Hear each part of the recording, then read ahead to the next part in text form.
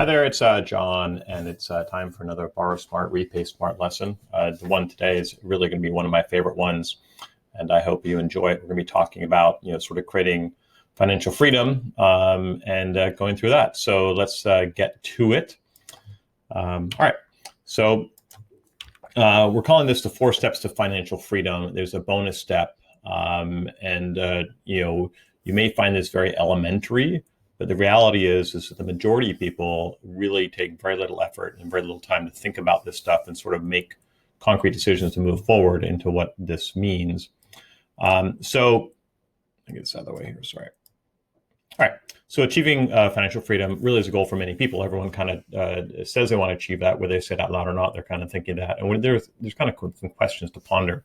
What does it really mean to you? Is there some secret? How do I get started? And is life just going to get in the way? And the answer to the final one is, of course, this is life, and this is what we're doing.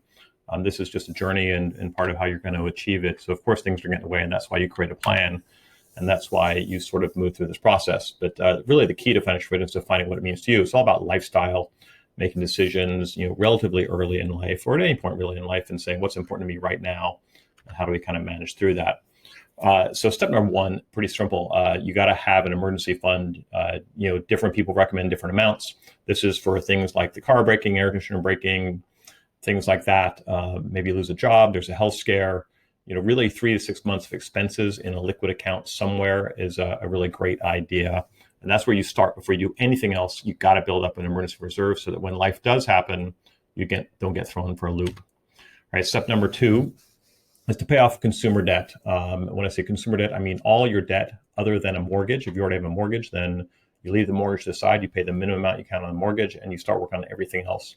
A debt snowball is you can Google it. It's a pretty simple process. It talks about taking all your debt, you line them up, you pay the one with the smallest balance first, get that one paid off, and then as soon as you're done paying that one off, you roll that payment down to the next one, and it kind of snowballs and gets bigger as it goes downhill.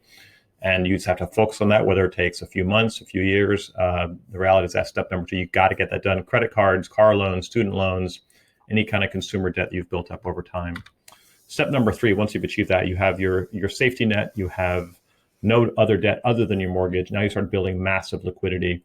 So a lot of people start thinking about paying off their mortgage here. The reality is you don't want to do that yet. You need to start building liquidity, and you'll understand why when we get to the bonus step. But you start building assets, and you move your money into different buckets. And you start investing in the stock market and bonds and other assets, and you're building liquidity. All your extra money goes into this activity, so building massive liquidity. Step number 4 is to make the decision at some point in life to pay off your mortgage. And when you get to that point, you could consider paying off your mortgage when you have enough liquidity or assets greater than your mortgage balance. So if in this example, if mortgage balance is $550,000 and you have assets in excess of $550,000, technically you're mortgage free. Whether or not you pay off the mortgage is a completely different financial decision, one that's a lot more complex and takes a lot of other thought. There's taxes and other things you're trying to do with your life that may be more important than paying off the mortgage. But at that point, you really are technically completely mortgage free. A lot of people consider that a freedom point. I think it's just the beginning of the final step. Right. So the goal here is to get enough liquidity and assets that are larger than your mortgage balance. Right. If we move into the kind of the bonus step, and this is hard for many people to understand, but what you're really looking to do is to create enough assets that generate income that exceed your expenses. Pretty straightforward, right? So if you have enough assets, and let's just say you have $1 million of assets, so $1 million of assets throws off $100,000 of income per year, and your expenses are less than $100,000, you're financially free. You no longer have to work for money. Your money works for you. You can choose to do what you want to do with your lifestyle. The big key here at the end of the day, and actually the key to all this, is living a smaller life than you imagine.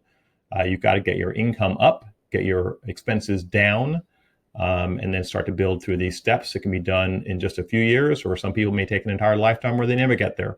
But this should be kind of the goal to think about, and it all revolves around your lifestyle. All right.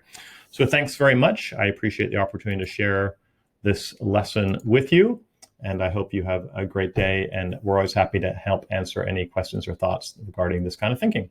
Take care.